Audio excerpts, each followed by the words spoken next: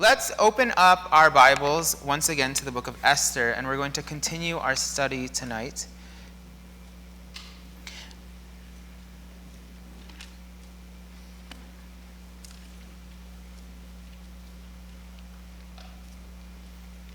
Esther chapter 1, starting on verse 13.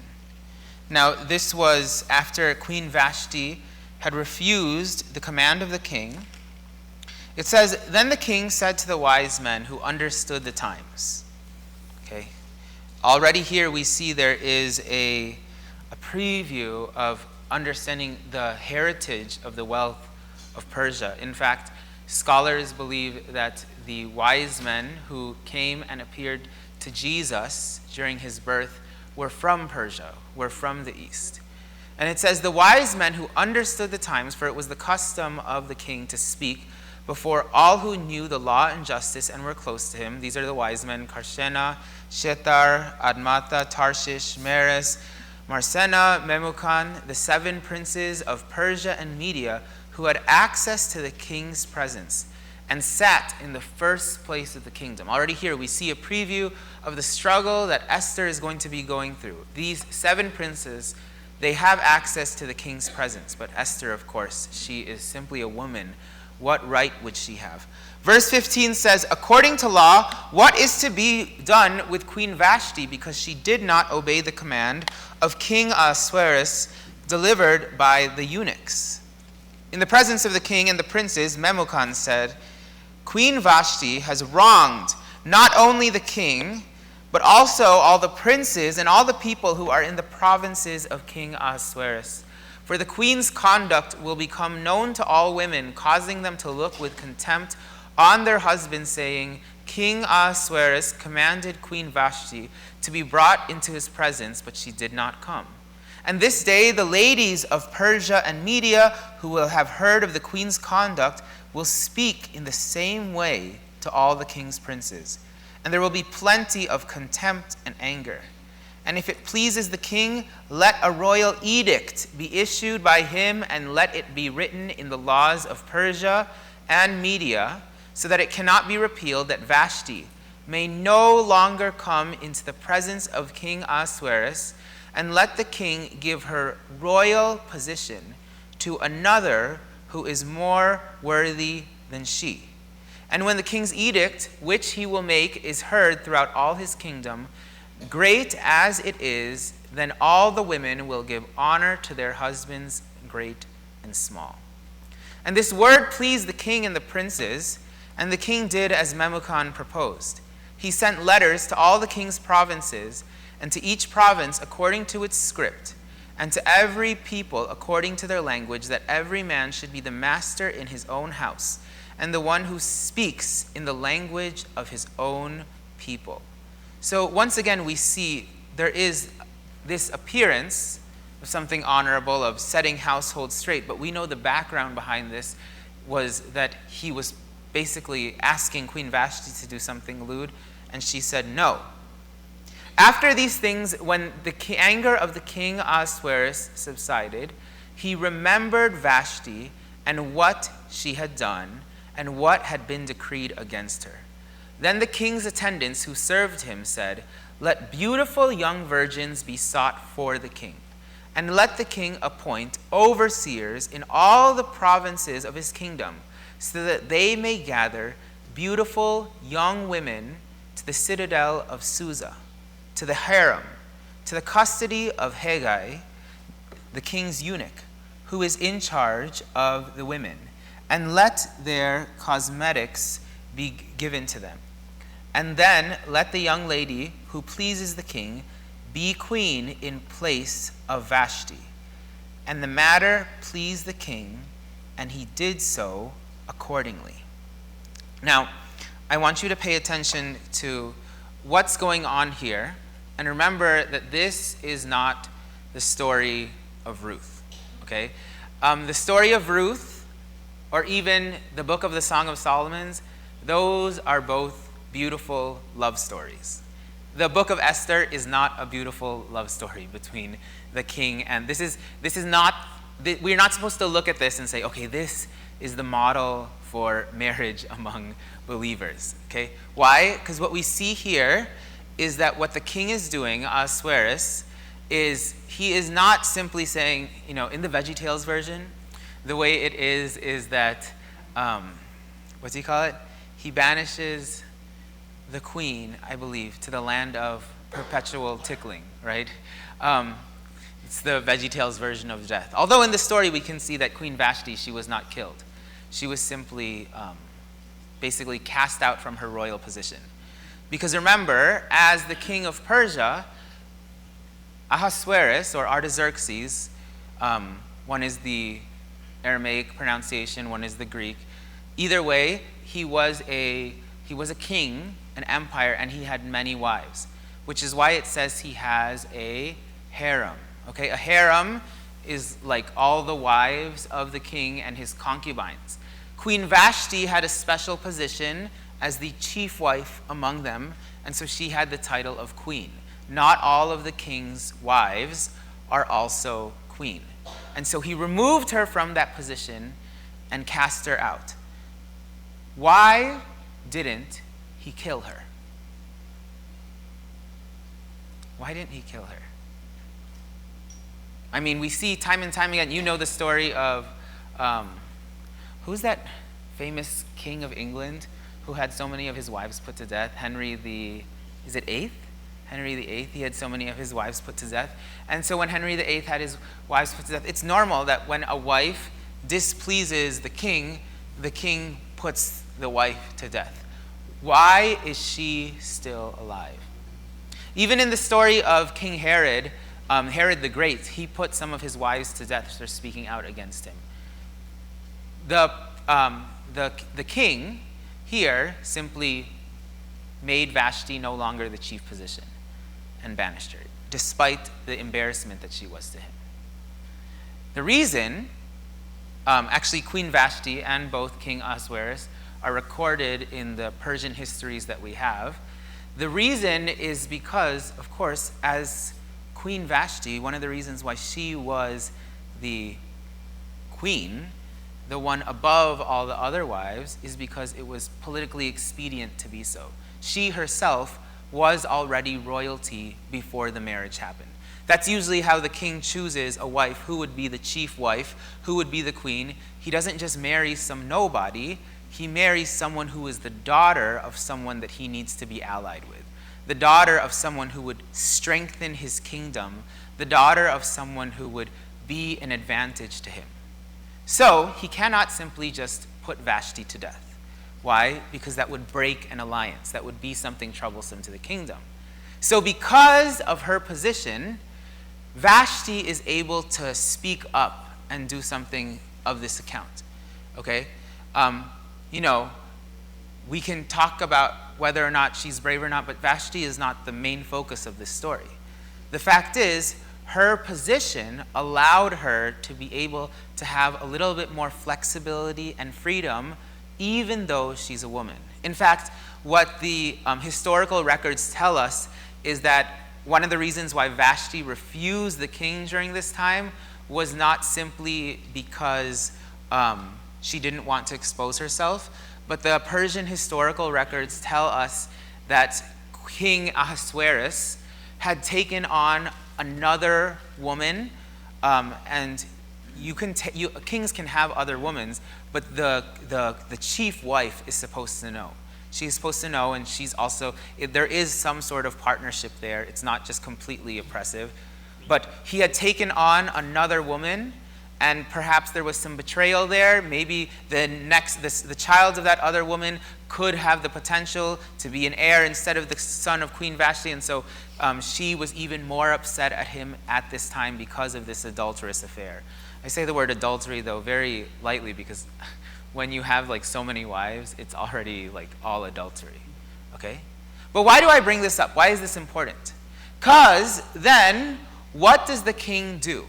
What does the king do when looking for a replacement of Queen Vashti? He does not then go to the other kings and princes of the entire Persian Empire and say, "Send me your daughters. Let me find someone else who is suitable to become one of my wives, someone who will strengthen this alliance. No, what does he say? He simply says to find beautiful young virgins from all around the empire and give them to the eunuch. Nothing special about them. Of course, he wants them beautiful. He wants them young, but there's no royal blood necessary. Now, why is this more advantageous for the king? Because if he just marries some poor girl, if she displeases him, what can he easily do? Kill her, put her to death. So already, the woman who would win this harem contest, who would please him the most, she is at an even lower advantage than Vashti. She has even less advantage to stand up and do what's right. And so we already see here that in the story of Esther, Esther starts at an even lower position. Because who is Esther?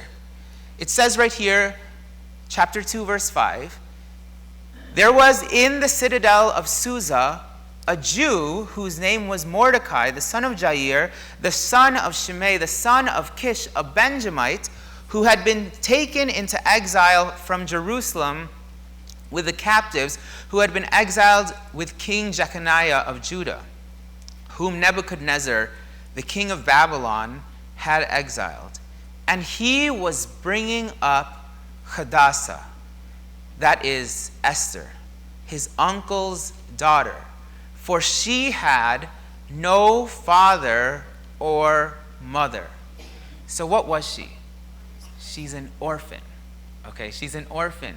Even more so than not being the daughter of any royalty or of anyone special, she's a complete orphan.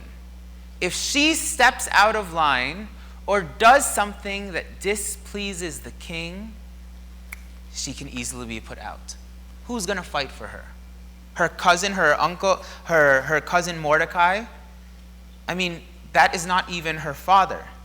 And it says, now the young lady was a beautiful form and face, and when her father and mother died, Mordecai took her as his own daughter. So she's being raised by her uncle. Her parents are both dead, and she's there, and then all of a sudden there's this edict. Find the most beautiful virgins in all the land. Someone who is not of any political significance. She is going to be the one to take the place of Queen Vashti. And she is going to join the harem. She is going to be put in this kind of situation. And it really is kind of a terrifying prospect, because any woman who gets selected, right, any woman who gets chosen to be part of the people, any woman who gets chosen to be part of the harem, she is under even more pressure to please the king and the king alone. I don't know about you guys, but I look at myself and, despite the things that my parents have done, of course, starting Lion's Heart and being here in America, really, I am not of any sort of noble or important birth, okay? If I get taken hostage, I don't know who's going to pay the ransom, okay? maybe we'll have we have bike-a-thon for missions. Maybe we'll have like a walk-a-thon for the ransom prize or something like that. If something happens to me, there's really no political power that is backing me up.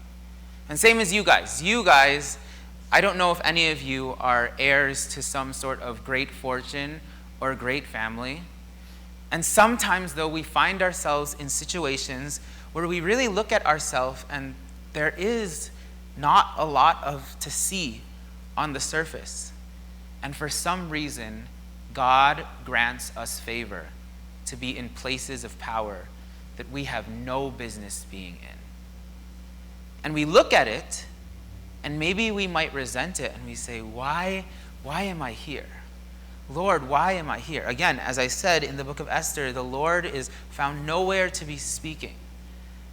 Especially in this place of pressure. Some of you are favored by your bosses, favored by your teachers. And these are not necessarily righteous bosses or righteous teachers. And you are very much beholden to what they can do to your life. But for some reason, God gives you favor in their eyes. And you have to ask the question, what is the reason for this favor? What is the reason for this favor? I mean, Jesus himself, he was hated by many, but he was also so fascinating, and people loved him from all over. The tax collectors wanted to listen to him. The prostitutes wanted to listen to him. The wicked wanted to listen to him. They were all leaning in, and they wanted to hear every single word that he said. And again, who is Jesus? Of course, he's the Son of God, but to the people, he's simply the son of a carpenter. And so, the thing that the people would think is, okay, he'll say whatever it is to please us. But Jesus stood his ground because there is a reason why he was given favor among all of these people. There is a reason why God gives you favor. And it is part of your mission to understand how to use that favor, not simply just to help yourself, but to help others and to accomplish great things in the kingdom of God. Now, we can get a clue as to who Esther is and what is her significance if you know the pattern of the way that I look at things sometimes is, let's try to understand her name, okay? Pop quiz, do you guys remember what the last book that we looked at was Jonah? What does Jonah's name mean? Dove. Okay, Jonah was dove. Esther. The name Esther is the name given to her in Persia. It is not her Hebrew name. It is not the name that she would have heard her parents calling her. It's the name that when she's around Persians, when she's around the people, she would be called Esther. And Esther just simply means star, okay? Because Ishtar was one of the great gods that the people would worship, gods of stars. And so she had that Babylonian name.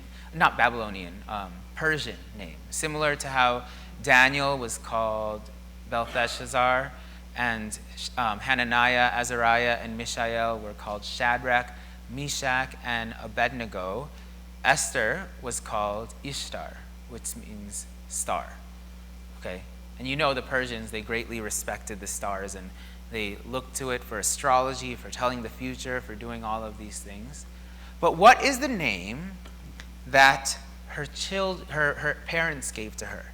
Her name was Hadassah. Okay? Hadassah. Does anyone know what it means yet? Let's go to the book of Isaiah, chapter 55.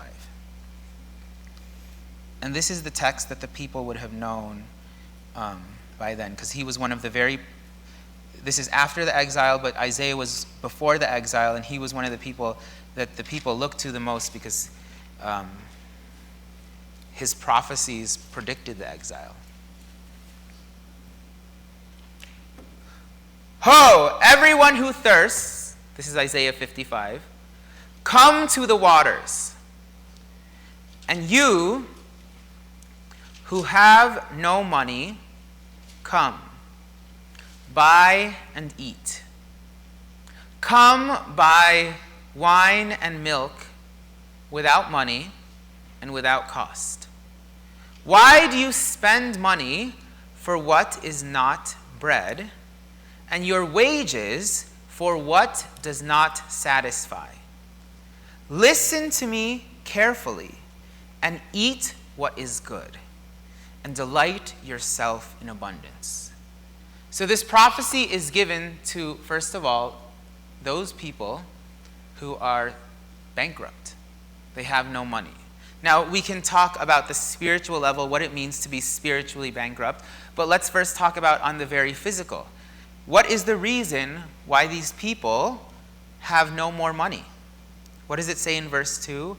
Why do you spend money for what is not bread, and your wages for what does not satisfy. Okay. The Lord provides, amen? Amen. He is our provision. Okay. But I'm not going to deny the fact that in the very earthly perspective, we only have a limited amount of money. I don't know how often you guys check your bank accounts, but if you close your eyes, can you picture the numbers that is on your savings account or your checking account? I remember when I was in high school, I used to get so excited every time the digits that come before the decimal place would be 3 digits. I was like, oh, I'm so wealthy. I have 3 digits in my bank account. And then it would last maybe one day, and then it decreases back to 2 digits. In terms of before, how many of you have had only 2 digits before the decimal place in your bank account before, right? Less than $100.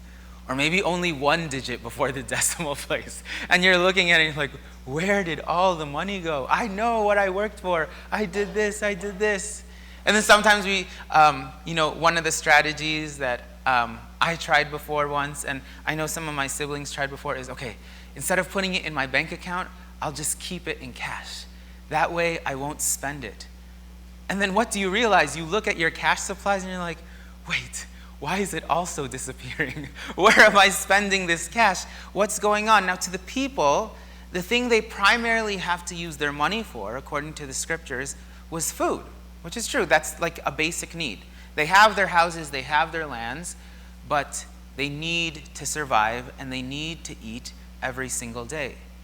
And the Bible says right here, why do you spend money for what is not bread, and your wages for what does not satisfy? So there is provision coming in, no matter how small it is, and it could have been enough for these people to survive, for these people to buy what is necessary in order for them to survive. But they choose to buy something that does not satisfy them. Now, I've heard the story of my mom and my dad when they first got married. There were a lot of times when they had to make a choice between buying mangoes or buying gas. Okay, now that's some dire straits because you need gas to get around. And then mangoes is food, and it's good tasting food, so you want it. But especially the young people here, and you know what? I'm not going to deny the old people's addiction to shopping as well. How many of you have ever struggled in your mind while shopping online? And you're like, okay, do I use this money to buy groceries or to buy this shirt that I found online or to buy this bag or to buy this thing? You're like, you know that you have to use your money for something else, but then you get tempted by a new pair of sunglasses, or a ticket to a concert, or one of these many things. Now, as people become parents, they're forced to have to become more and more responsible. But especially for the young people, especially if you still live in your parents' house and you eat your parents' food, there's a lot of times where you end up spending your money, your limited money, on something that you don't need but you desperately want.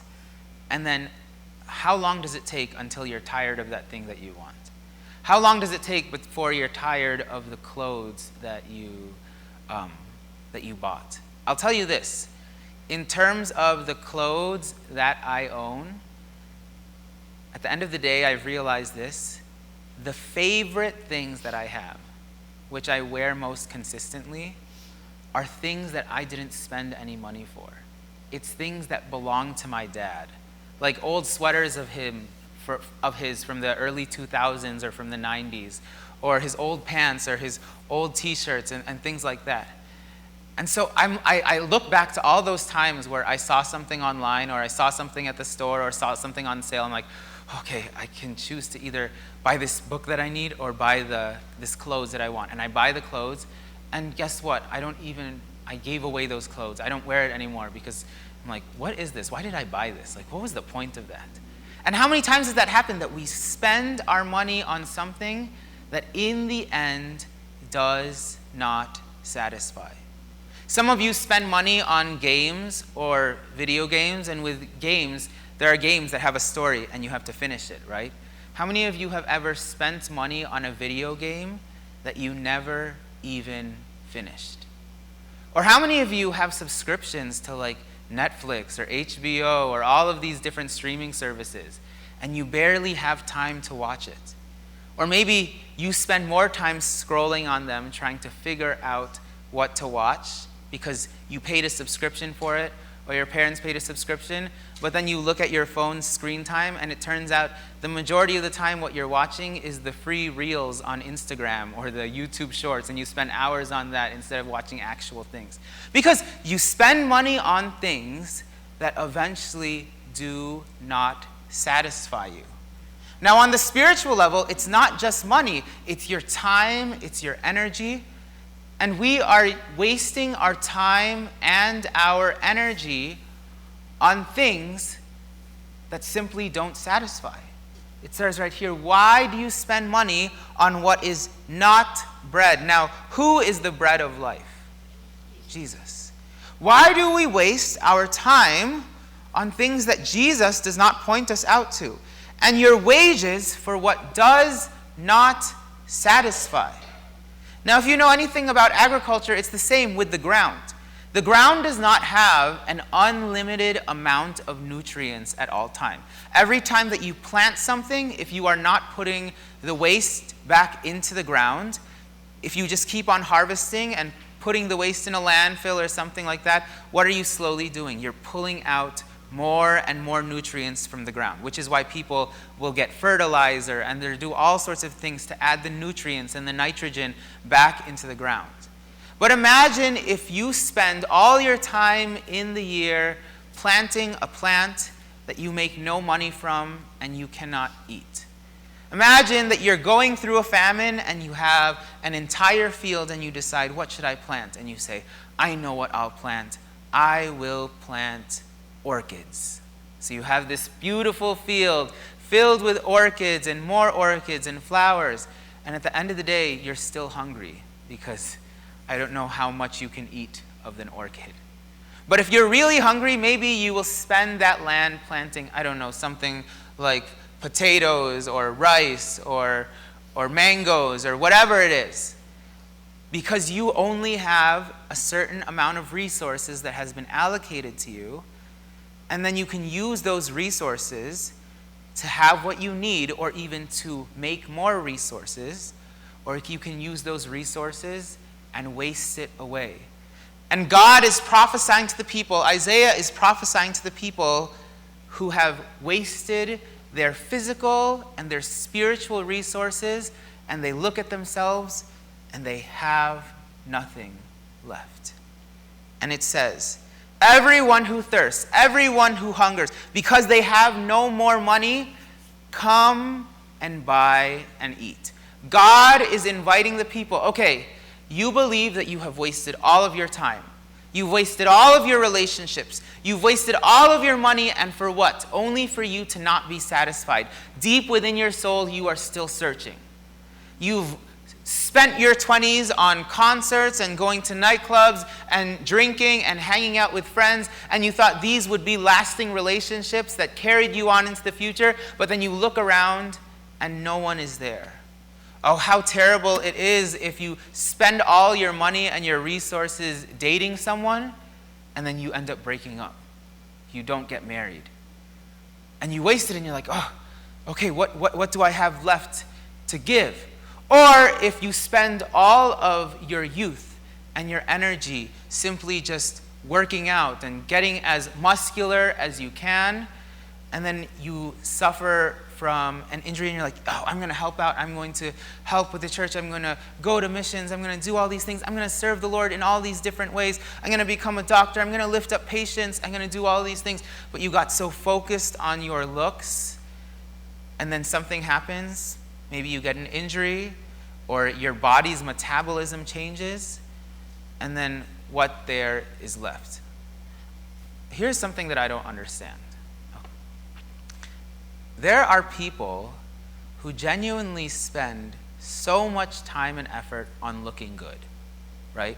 They look good. These are people who look like they came straight out of a magazine. Not just from working out, but from buying the best clothes, putting on the best makeup, getting the best hair. They really spend so much money on looking good,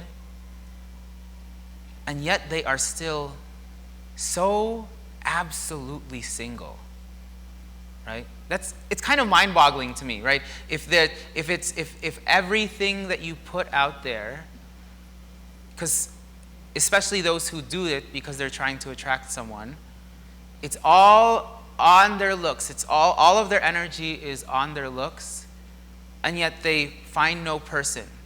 Okay? Now, I'm not saying that this is sinful to not be married or anything like that. What I'm saying is, eventually the question becomes, why did you spend all of your time on this? Like, what was the purpose? What was the point? What was the point of all of these things? Because you look back, you look around, and you say, I should have used that money on something else. Now, the world is not a Costco. What do I mean by that?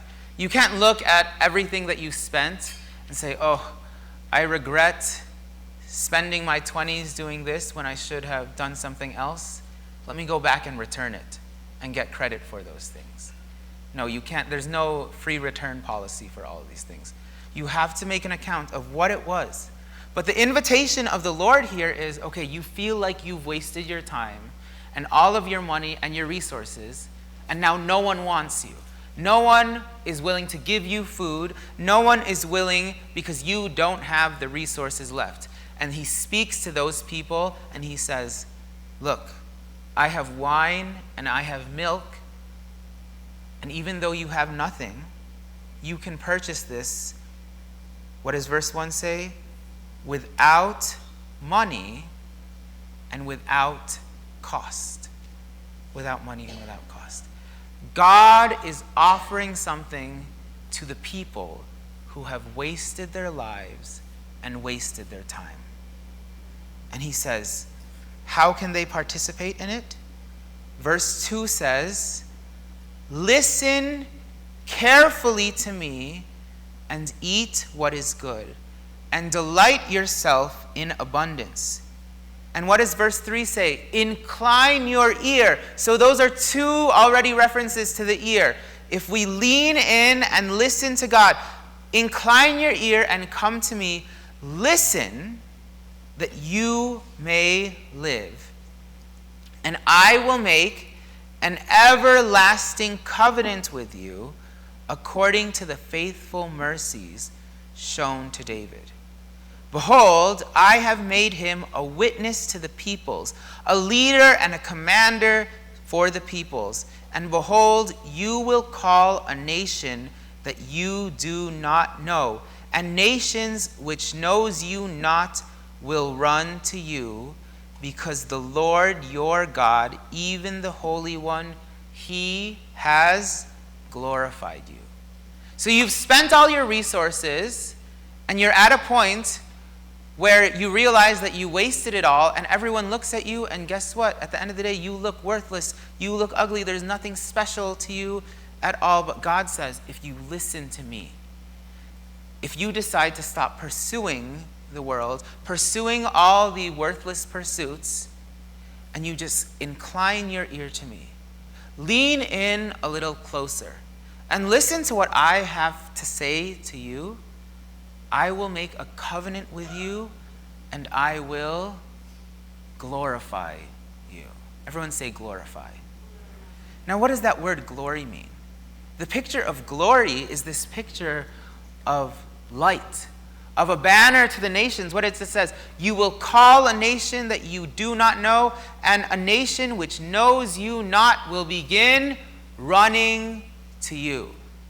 So all of a sudden, when you thought that you were out of everything, now everything starts being drawn and running towards you. Why? Because you listened to the Lord, you leaned in closely, you accepted his covenant, and now you become an attraction, which everyone now finds favor in you.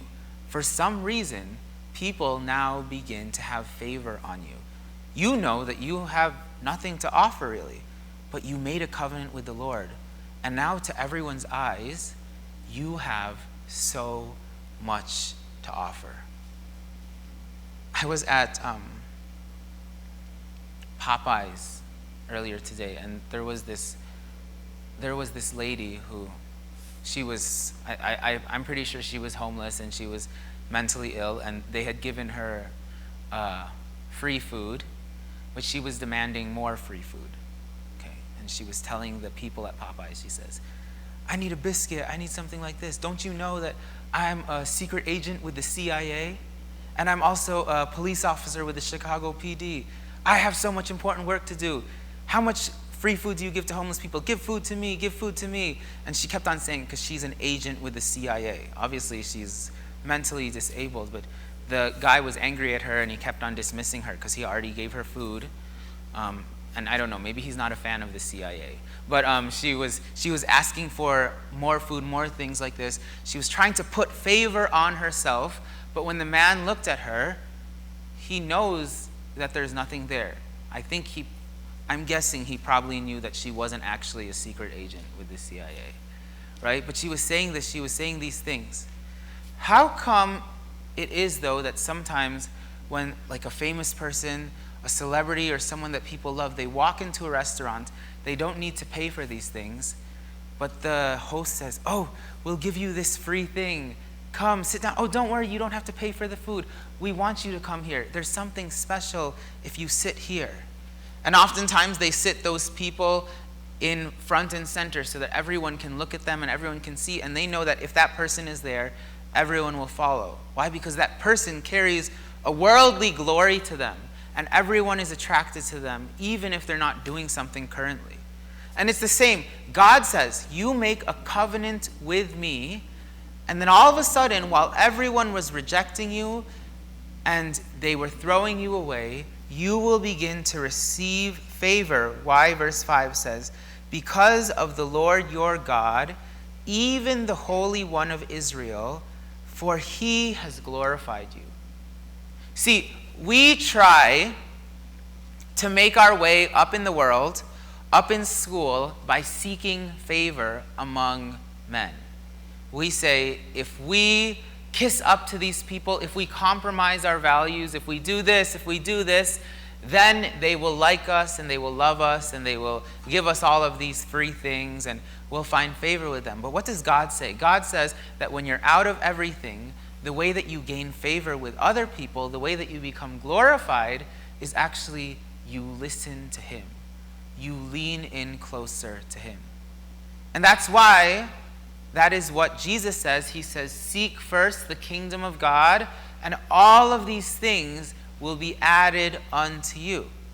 Why? You listen closely to God. You listen to what his covenant says.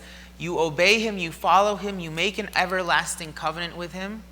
And then everything else will be pursuing you. Everything else will be running after you. He will glorify you and lift you up. And everything that you need. Everyone say everything. Everything you need for life and godliness will be given to you. This is why verse 6 says, seek the Lord while he may be found. Call upon him while he is near. So no, it's not seek the food while there's food available. Seek the college degree while the college degrees are there. Seek this job opportunity. Seek relationships with powerful people. No, he says, seek the Lord while he may be found. While there is still this time of grace, this opportunity for you to become closer to the Lord, before your heart is hardened, call upon him while he is near. And this is how we do it. It says, let the wicked forsake his way, and the unrighteous man his thoughts. And let him return to the Lord, and God will have compassion on him. And to our God, for he will abundantly pardon. For my thoughts are not your thoughts, nor are your ways my ways, declare the Lord. For as high as the heavens are higher than the earth, so are my ways higher than your ways, and my thoughts higher than your thoughts. So to our perspective, we cannot seem to comprehend, how does getting closer to God lead to more provision in our lives? Why? Because we forget that he is the creator of all things, and ultimately all good things flow through him. But our natural minds, our corrupted minds, they can't seem to comprehend it. So we think, you know what, if I do compromise, if I do choose to work when I should be in the house of the Lord, when I choose to go to parties and gatherings with people who will draw me away from the Lord, if I choose to compromise this, if I choose to compromise this, then I will receive favor and I will receive true happiness. God says, no, my ways are higher than your ways. My thoughts are higher than your thoughts. You cannot even begin to comprehend how this economy works. Verse 10 says, for as the rain and snow come down from heaven, and do not return there without watering the earth and making it bear and sprout, and furnishing seed to the sower and bread to the eater, so will my word which goes forth from my mouth. It will not return to me empty, without accomplishing what I desire, and without succeeding in the matter for which I sent it. So God, who is in heaven, our praises and our prayers and our dedication goes up to him as an incense, as a sweet-smelling smell. And what happens? What will come down? What happens when the precipitation saturates the heavens and the clouds become heavy? What comes down? The rain, the provision, the blessing. If you can receive this by faith, if you can receive this message in your heart, if you have ears to hear and eyes to see, know that your dedication to the Lord will result not in just a heavenly reward, but an earthly reward. Why? Because the heavens are saturated with God's blessing, and the blessing will fall down here on earth. It is a way to live if you have, again, eyes to see and ears to hear and understand what is going on. He says, my word will not return empty. For you will go out with joy and be led forth with peace. And the mountains and hills will break forth into shouts of joy before you. And all the trees of the field will clap their hands. And then here it says, and instead of the thorn bush, the cypress will come up. And instead of the nettle, the myrtle will come up. And it will be a memorial to the Lord, for an everlasting sign which will not be cut off. Now look at these plants. So instead of a thorn bush, what will pop up? A cypress. And instead of a nettle, what will pop up? Myrtle. Now when we talk about thorn bushes and nettles, where do we find these plants and what do they do? These are often spiky plants, not good for food, and they're poisonous and they're thorny, and a lot of times the people don't know what to do with them. Now today in scientific research, we know that if you really extract things from them, there's some medicinal purposes, but in terms of the nourishing element to that, there's not much you can do with it. And where do these plants thrive? In the desert and in barren wastelands, right? You go to the desert and you can find tons of cactuses and tons of things there. You can go and find a lot of different things there. And the people, that is what it feels like when you have exhausted all of your resources. You've spent all of your capital, and now you find yourself in a desert land. You find yourself and you look at what's left, and you're like, I don't want that. How is that thorn bush useful to me? How is that nettle useful to me? Have you ever looked inside of your refrigerator and you've seen leftovers there that you actually don't know if they're good or not? And you don't know if they're still useful to you or not. You look at them and you're like, I know that that was good once, but if I eat it today, what will happen? It's like, okay, you see what's left there and you're like, what use is this for me? And so you just throw it out, whether physically or just in your mind, and you just let the mold accumulate and you wait for someone else to throw it out. But you see that that's what it's like when people are spiritually bankrupt, when they do not know the Lord Jesus, or when they know him but they're not fully submitted to him. They look at the resources that are around them, and all they see is thorn bushes and nettles. Nothing seems to be able to work for them. You ever notice that there are some people with full-on college degrees, with master's degrees, with PhDs, and they spent all this time in academia, and it seems to still be no use to them to be fulfilled. Whether it's fulfilled spiritually or even monetarily, there are some people who spend all their resources on different things, and then they look around at the seeds that they've planted, and they say, what was the point of it all? What was the point of it all? Remember, that was the curse given to Adam. At first, whenever they planted in the garden, what would come up? All of these trees and all of these fruits and these vegetables, everything that was green, which was good for them to eat. But God says, cursed is the ground because of you, and thorns and thistles it will bear for you, instead of all of these great things. So, these plants, which you don't know what to do with, you not having understanding of what to do with your resources. So this can be you, even if you're not earthly poor, but you see what you have and you realize you don't know what the purpose is of it. That is part of the curse of being far away from God. You look at your resources and you say, what was it all for? Some people, they look at their families, they have lots of children, they have lots of relatives. How many of you have a big extended family and you don't always get so excited when you're going to see them all? When there's a reunion, you're like, what are these people in my life for? Why am I going to go see them? Or maybe it's a small family and you dread having to see them. Some children, they dread having to go home to their parents. Even though it's a blessing that their parents are alive, some parents, they dread having to see their children. Even though it's a blessing that their children are alive, but they're thinking, these people are a drain on my resources. What did the older son think when the prodigal son came home? Was he excited? No, because he looked at him. He's like, I don't know what the value of this man is. He wasted all of his resources.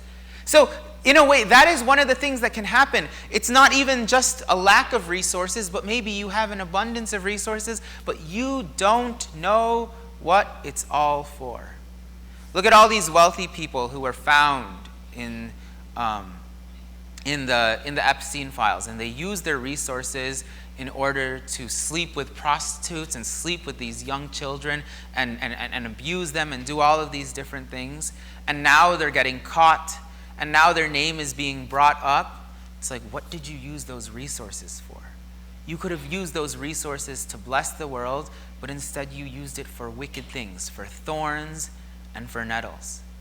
And then people say, but I don't know what to do with it. I don't know what to do. I don't know anything else. Everything I touch, I don't know how it could be possibly used for good. We look at the tax collectors in the Bible. They had amassed all kinds of wealth only for the people around them to hate them and reject them. Because they have these resources, but the people say, we want nothing to do with you. You're just basically thorns and nettles to us. And this is what happens when we are spiritually bankrupt and we don't know the way of the Lord. Everything, it just seems to pull us further away from feeling satisfied. But what does the prophecy say?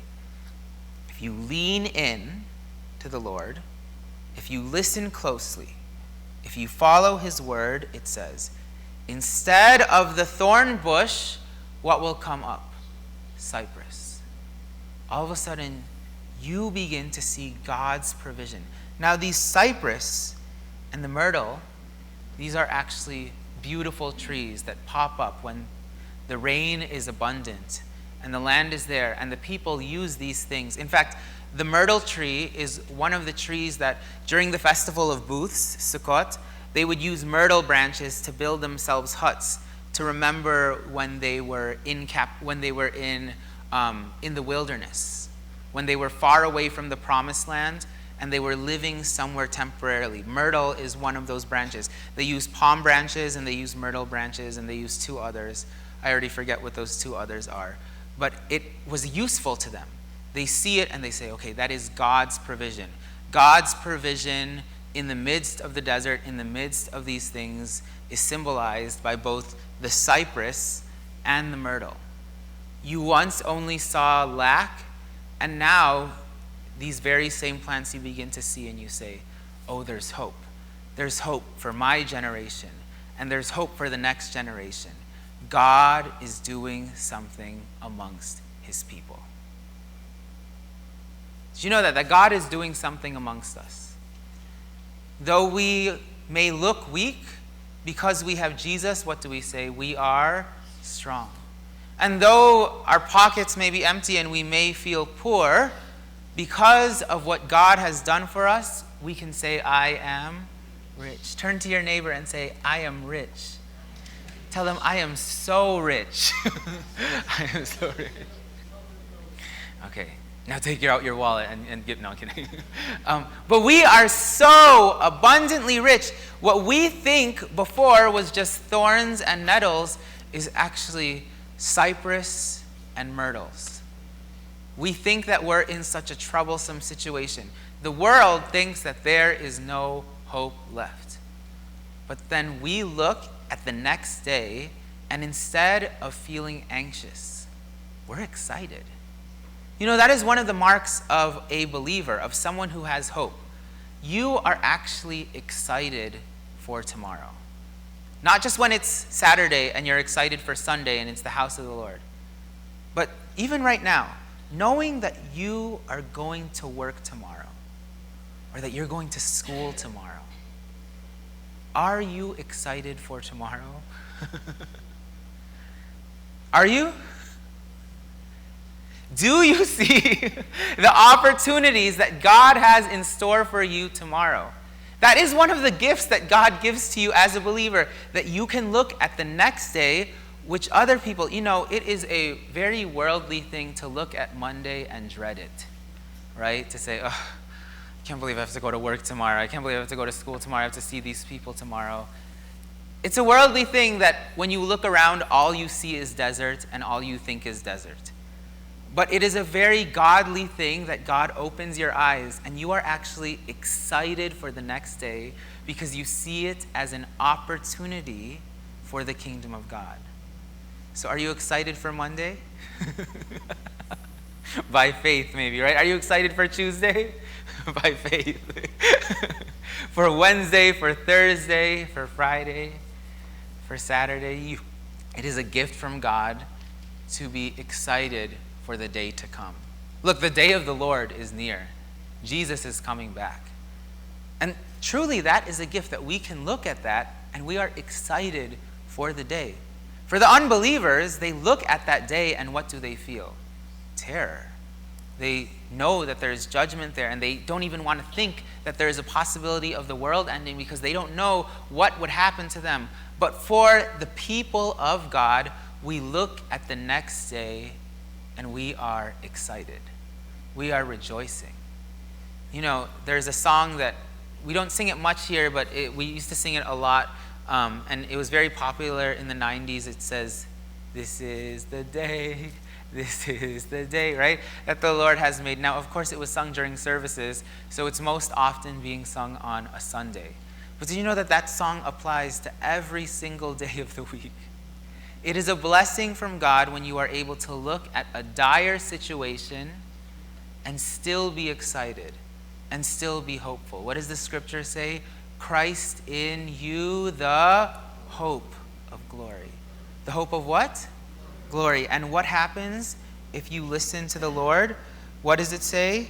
In verse 5, it says, "The Lord your God, even the Holy One of Israel, he has glorified you. He has glorified you. He has glorified you. Okay? Did you know that tomorrow is another opportunity for God's glory to shine in your life? Do any students have tests this week? You should be excited for that test. Because it is an opportunity for God's glory to shine upon you. Do you have big projects due this week? Guess what? It is an opportunity for God's glory to shine upon you. How many of you are about to see some relatives that maybe you're not the most excited to see? It is an opportunity for God's glory to shine upon you. We can look at the next day and be excited for it. Look, another example of two very different perspectives. Remember, Moses was ready to lead the people into the promised land from Kadesh Barnea. And Moses and Joshua and Caleb, they looked, and how did they feel? They were excited. But how did the other 10 spies feel? They were scared. They looked at the next day and they say, you're saying we can't just stay in this tabernacle mode where we're moving from place to place?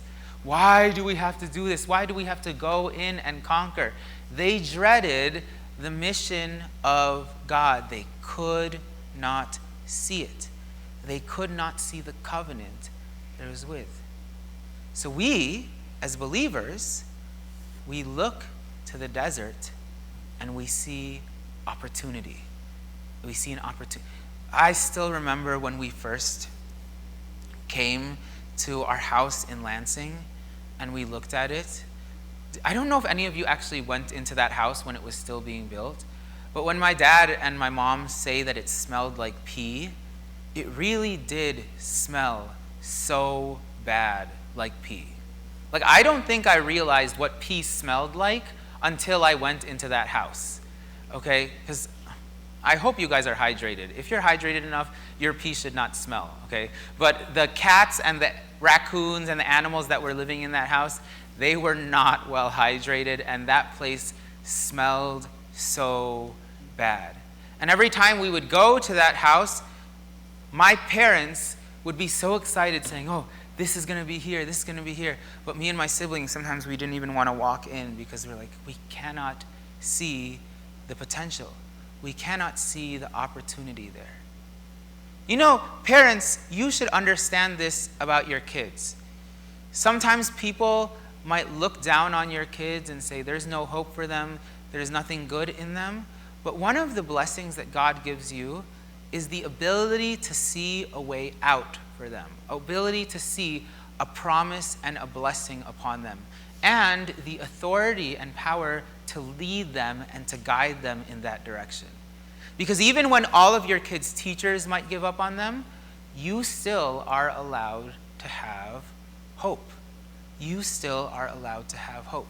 But it's only possible if it's hope through the Lord. Hope through the Lord. I mean, some people, they look at every bad opportunity and they run because they don't know how to have hope. How to have hope.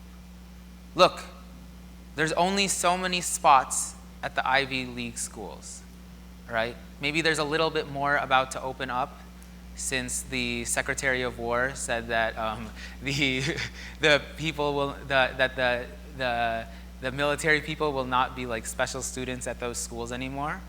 But some people, they can only find hope and promise in Harvard, in Princeton, in these Ivy League schools, in UChicago, in Northwestern, in the prestigious schools here. And look, there really is only so few people who go there. When you choose to go to a school, are you able to see hope in there and say, okay, even if everyone else doesn't able to see the opportunity here, am I able to see the opportunity here?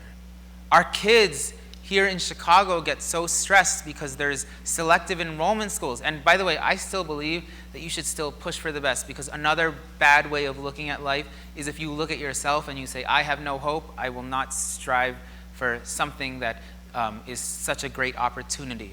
But even if you don't go to those things, if you don't go to a selective enrollment school, are you still able to see hope in what God is doing in your life? Remember, I don't know, well, I remember this, but I don't know if you remember this. On New Year's Eve, one of the things, or the services leading up to New Year's, one of the things Pastor Jose was talking about is walking in the grace and the favor of the Lord. And one of the things he said is, how come there are lots of believers and Christians who live in the South Side, who live in the dangerous areas in Chicago, right? We might look at those areas and say, okay, we'll never go there. But there are some people that God has planted there and has given them a vision to see hope, to see something redeemable there, to see something that God can bring out in the midst of this darkness, to see the cypress when everyone can only see thorns, to see the myrtle when everyone can only see nettle. Okay, everyone say myrtle. The word in Hebrew for myrtle is hadassah. Okay, and that is where Queen Esther's birth name comes from. Her parents named her after a plant that in prophecy was supposed to symbolize hope in the midst of a desert, in the midst of darkness. Her parents looked at her, and where was she born? She was born in Persia. She was not the one brought into Babylon. That was her, not her, it was like her great-grandparents or her grandparents, one of those. But she came from another generation that was born in Persia, that was born already in hopelessness, that was born in exile. That they look around and what opportunity is there for the Jewish people? But her parents named her Myrtle. I like the name Hadassah better, though. Myrtle, I guess, is, if you're named Myrtle, that can still be a beautiful name, but I like the Hebrew one better, Hadassah. But she was named after this because there is this idea, there is this hope that no matter what lowly position they are in, perhaps something good could come out of it. Now, her parents never got to see this realized. Why? Because they died, right? And so who took responsibility over her? Mordecai. It is then the responsibility of Mordecai, it is the responsibility of the next to see, will they be able to bring out this myrtle in the midst of these nettles? Will they be able to see the hope that's there? That's the responsibility of a parent or a guardian like Mordecai. Okay? It doesn't matter if you're born into a poor family or you're born with no hope or prospects. Are you able to see what the opportunity is? It says, verse 7 of Esther chapter 2, he was bringing up Hadassah, that is Esther, his uncle's daughter, for she had no, what does it say? For she had no father and mother. Now the young lady was beautiful of form and face. And when her father and her mother died, Mordecai took her as his own daughter. So, in terms of the wealth of a worldly deposit, Esther has none. She starts on less than square zero, less than square one. Okay? Some negative square, which is the reason why she was given the opportunity to become one of the king's wives. If she was a wealthy princess, the king probably would have nothing to do with her. So from the worldly perspective, the only thing people could see was her beauty, but from the worldly perspective, no noble birth, no nothing special about her.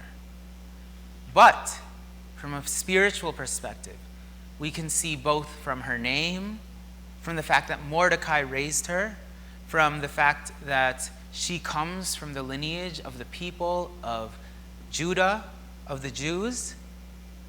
There is so much spiritual deposit prepared for her to do well. Okay? Do not neglect the spiritual deposit that has been placed in your lives, in your children's lives.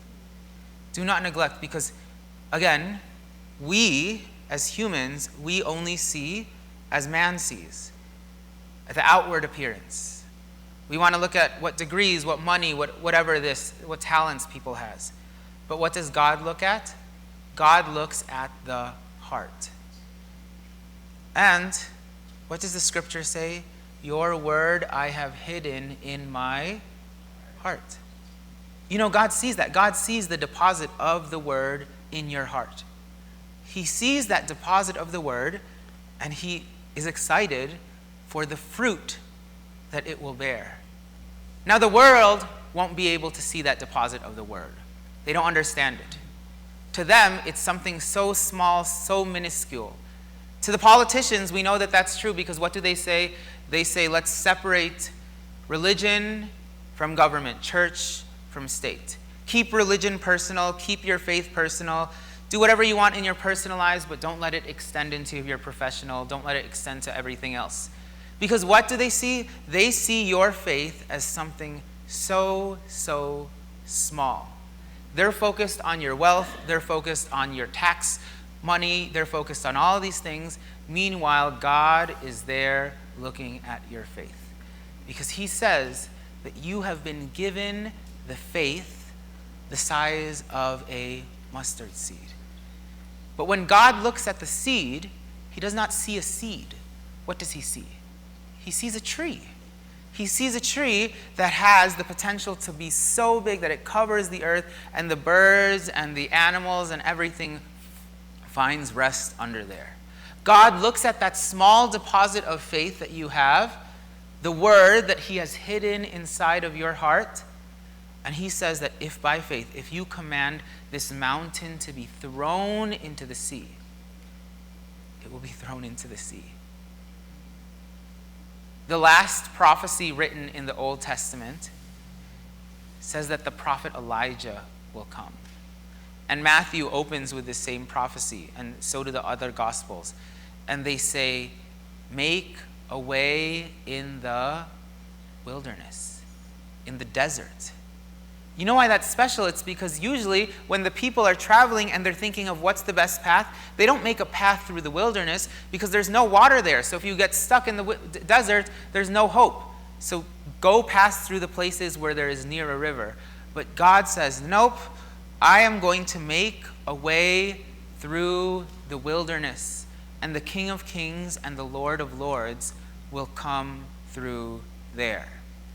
So again, where we see no way, God sees a way, and we see this deposit here in Esther. It says here, verse 8, so it came about when the command and the decree of the king were heard, and many young ladies were gathered to the citadel of Susa into the custody of Haggai, that Esther was taken to the king's palace into the custody of Haggai, who was in charge of the women. Now the young lady pleased him and found favor with him. So what did he do? He quickly provided with her cosmetics and food. Okay, everyone say cosmetics and food.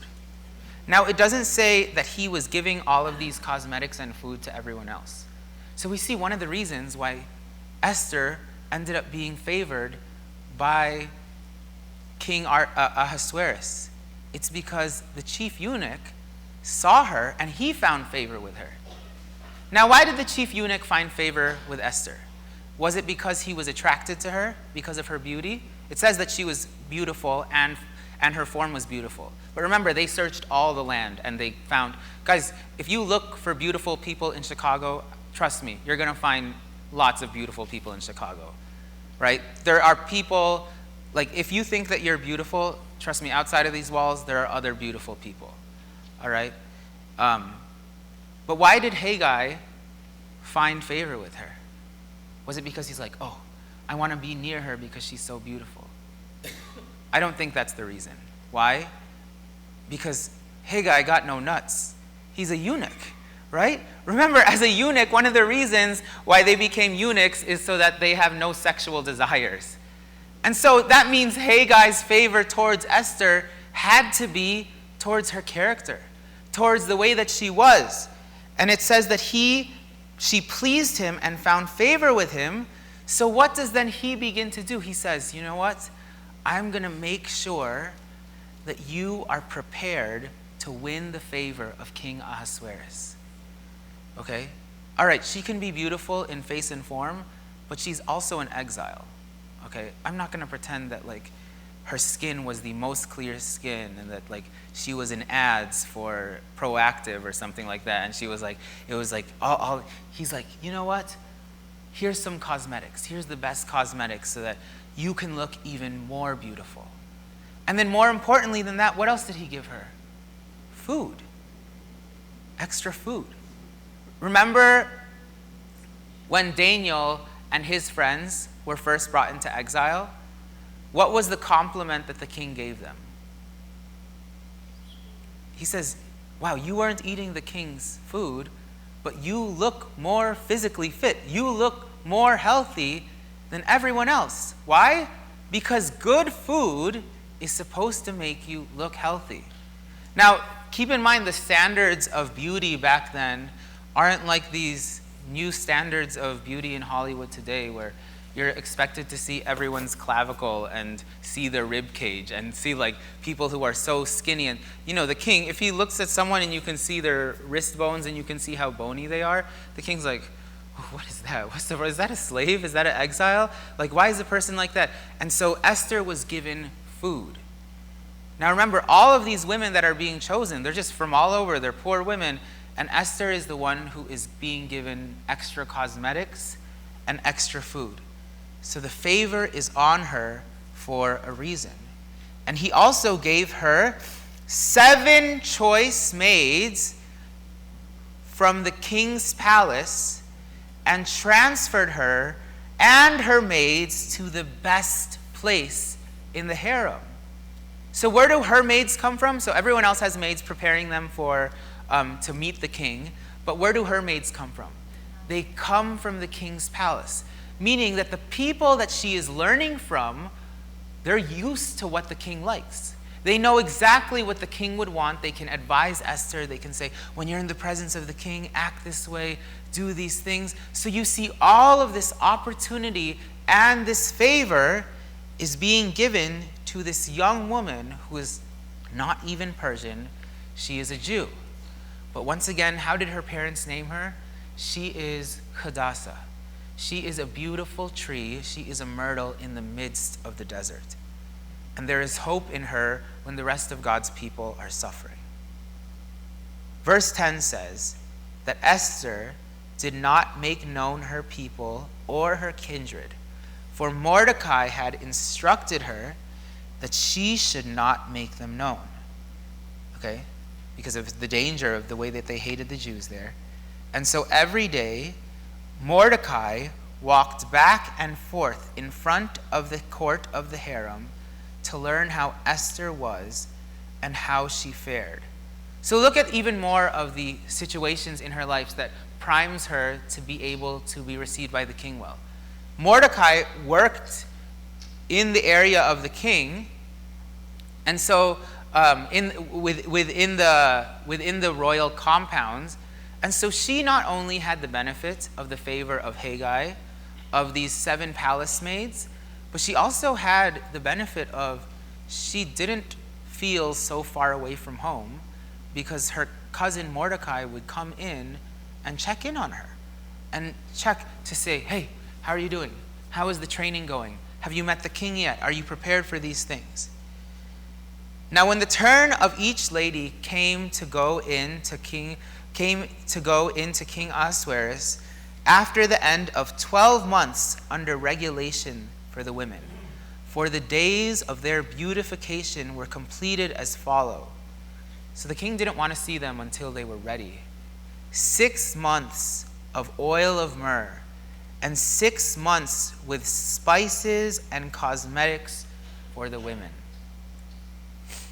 The young lady would go into the king in this way. Anything that she desired was given to her to take with her from the harem to the king's palace. And in the evening she would go in, and in the morning she would return to the second harem, to the custody of Shaashgaz, the king's eunuch, who was in charge of the concubines. And she would not go again to the king unless the king delighted in her and she was summoned by name. Okay? So here gives us a clue into the way that this evaluation happened into who would be the king. Is the woman, as she's leaving to go into the king's bedroom to be with the king. This is not to say like, oh, heaven, like it's not like a Miss Universe interview where it's like, what do you want most in the world? I want world peace. No, this is not some romantic love story. This is being a harem, and she's going into the king to please the king, to be with him, as a woman is with her husband. And so she has the choice. Whatever you have in the harem that you need to bring with you to prepare yourself for the king, bring it with you. And she already has the best cosmetics. Why? Because Haggai gave it to her. Because she received favor. Because the word was planted in her. Because she is the child of two people who named her by faith. And she has been raised in faith by Mordecai. And then, if you pass that test, you move on to the second harem. And you will only know that it is time to go back if the king asks you by name. Do you think Solomon knew the names of all 700 concubines and 300 wives? I don't think so, right? Do you think Nick Cannon knows the name of all of his children? People who have this many, they don't always know the names of all of these people. And they don't know the names, but if someone is very special to them, I don't know if you remember all the names of your classmates in school, but there are certain few who stand out to you, and you still remember them. You remember them by name. Now, when the turn of Esther, the daughter of Abihail, the uncle of Mordecai, who had taken her as his daughter, came in to go to the king, she did not request anything except what Haggai, the king's eunuch who was in charge of the women, advised. Look at that favor. She doesn't even have to think for herself. She just has to go to Haggai and say, okay, what is it that the king wants? I'll bring it. And Esther found favor in the eyes of all who saw her. So Esther was taken to King Ahasuerus to his royal palace in the 10th month, which is the month of Tebeth, in the 7th year of his reign. The king loved Esther more than all the women, and she found favor and kindness with him more than all the virgins, so that he set the royal crown on her head and made her queen instead of Vashti. And the king gave a great banquet, Esther's banquet, for all his princes and all his servants, and he made a holiday for the provinces and gave gifts according to the king's bounty. So what we see there is all of the favor that Esther receives. It all leads to her being chosen as the chief wife, as the queen. And look, when we see the story of Abraham with the king of Sodom, he rejects the favors that the king of Sodom gives him. Why? He says, so that no man may say that I made Abraham rich. Okay? Not every situation where you receive favor from people is like that. I mean, later on we see what happens to Sodom and Gomorrah, and we see that Sodom and Gomorrah, truly wicked places, they were destroyed by the Lord. And so imagine how disastrous it would be if it was time for their judgment and Abraham received the favor. That's why you really need to know wisdom from the Lord as to when to accept gifts or not. Okay? But we have to be very careful of an attitude which we might think is bravery or boldness, but is actually pride. And that is the attitude when we choose to despise all the favors given to us. Imagine if Esther said to herself, you know what? I want to become queen, but I want it to be out of my own merit. I don't need the help of Haggai. I don't need the help of these 7 concubines, of these 7 palace maids. I want everyone to know that it's by my beauty and by my form that I did this. I want to be a self-made woman. Look, there's so much favor given to Esther. From Mordecai, from Haggai, from the 7 palace maids, to everyone who is interested in her, who she receives favor from. And sometimes we begin to receive favor from other people because they see some spark in us and they see some light in us, and we just reject them and we go away from that favor and we despise it. Why? Because we want to write our own story and let people know, I made it all by myself. Okay? I worked hard. I studied for the test. I did these things, and I made it all by myself. All by myself. Look, I could look at you and tell you that the reason why I'm able to go to Israel for free is because of my talent in academics and in studying and in Hebrew and my winning personality and my brown looks. I could tell you that it's all due to myself. But I can identify people along the way who, for some reason or another, they found favor with me and they chose to help me out. Look, I can say that I do believe that. No, because I can identify the people along the way who helped me out and pointed me in the right direction. And I can identify those people and at the same time say, all that favor came from the Lord. Okay? Came from the Lord. You know, I've received favors from people, and I'm not ashamed to admit it, but I'm pretty sure I've also received favors from people, and they've given me things that I didn't deserve simply because they were attracted to me. And guess what? I'm taking that favor. Okay? I'm not giving them anything, but I'm taking that favor, and I'm saying, wow, this person was instrumental in my life. Now, when you feel that you did everything by yourself, you have a little bit more freedom then to dictate the way that your life is going to go. I did it all by myself, so when it comes to who I have to listen to, it's myself. And we pretend that we're listening to God, but really we're just listening to ourselves and what we want.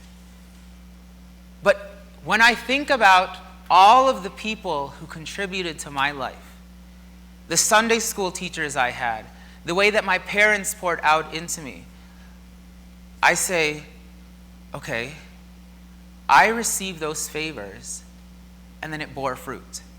Okay, that's very important. Everyone say bear fruit. Because some people, they receive favors, and what does it bear? Nothing, just thorns. I received those favors, and it bore fruit. And I'm recognizing that that favor ultimately comes from God. So now, with all the favor that I'm given, with all the opportunities that I'm given, I have to believe that there is a purpose for them. It cannot just be to benefit myself. It cannot just be so that I can go on an adventure in Israel and take a vacation. It's not just so that I can, it's not for any of these reasons. Oh, so speaking of like one of the ways that I gained favor, for my scholarship, when I got a scholarship for Hebrew University. Some of you are aware, one of the ways I got the scholarship was I did like a social media thing, and then I sent them the metrics, and they're like, okay, you can grow something. We'll basically pay for your schooling to come here. Look, one of the ways that I received favor is I wasn't getting enough followers, so I started going on runs throughout the city of Chicago, and sometimes people will stop me when I'm on a run. Sometimes people will ask for my number. Some people will do all those things, and I said, you know what? I'm going to use that favor.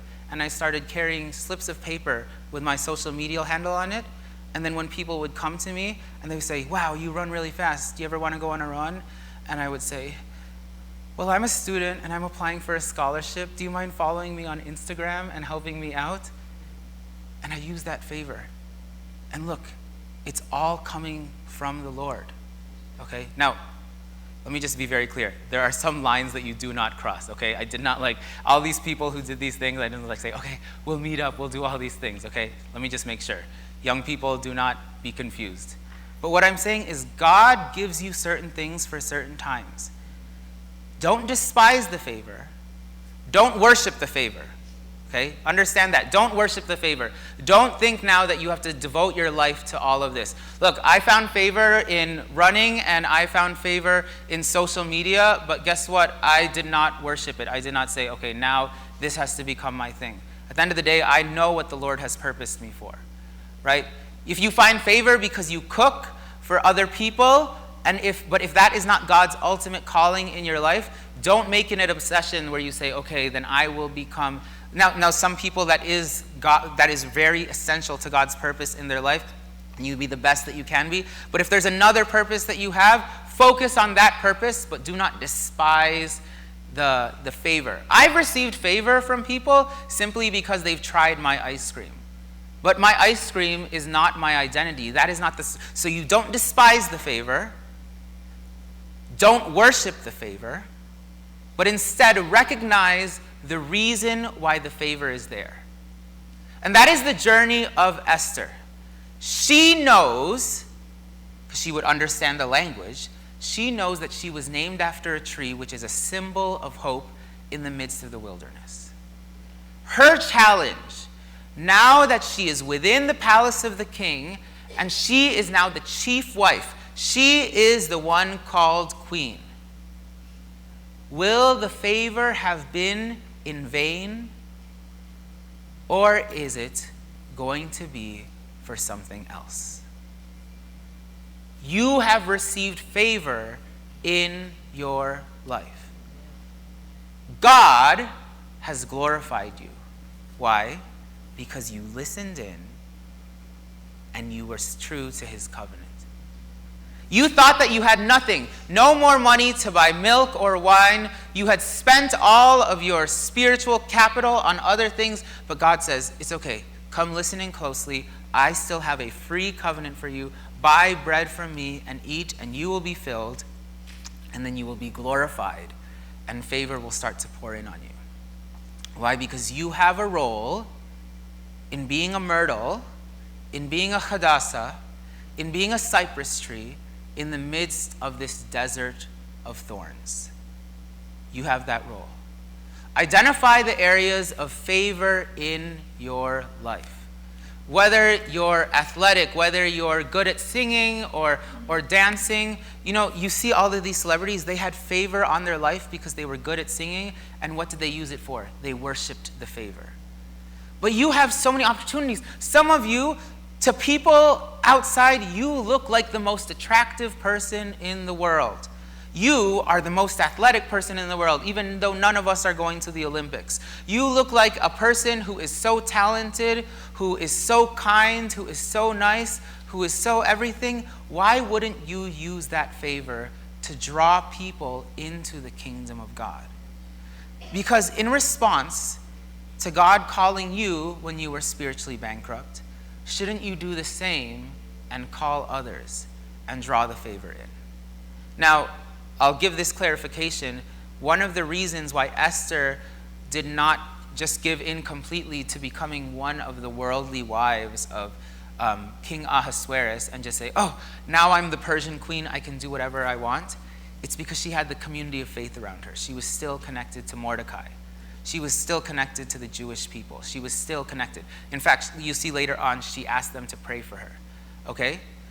Because if you say that you are not despising the favor and you do not worship the favor, but you are using it to further the kingdom of God, but then, if you are disconnected from the church, I'm telling you, your pride will build up so fast, and you will think that you are capable of things which you have no business doing.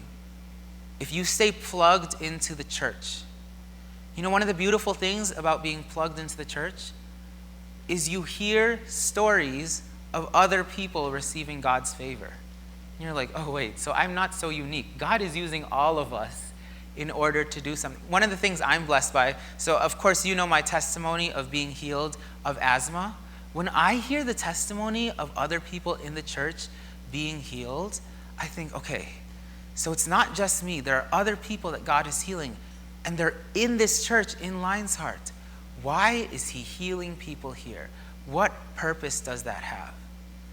I get excited when I hear your kids being given opportunities in school and advancing in their talents and their skills. Look, I'm not the only one being given opportunities. You guys just know about it because I'm standing on a pulpit and you hear it. But then I hear your testimonies and I'm like, okay, why is God giving favor to the people of Lion's Heart? I hear about God's favor in your families in the Philippines, how when you go back there, all of a sudden there's a liking that people have to you. And maybe it's because you live in America, or maybe it's because of something. But guess what? I'm like, okay, these are opportunities for God's word to go forth. And it's the same for me. So if you want to truly be able to understand how to use the favor that is upon you, you need to be plugged into the church. You need to be grounded, just like Esther was. Esther, I mean, I don't even know, like, the Bible is more clear about Mordecai's intentions than hers, at least in this beginning of the passage. Because what does it say? Every day Mordecai would pass by and check on her. I don't know if Esther was like, okay, I really want Mordecai to check on me and check if I'm doing the right thing. But every single day, you know, kids, when your parents check in on you and they're like, are you doing your homework? Are you still talking to that friend that you shouldn't be talking to? Are you doing this?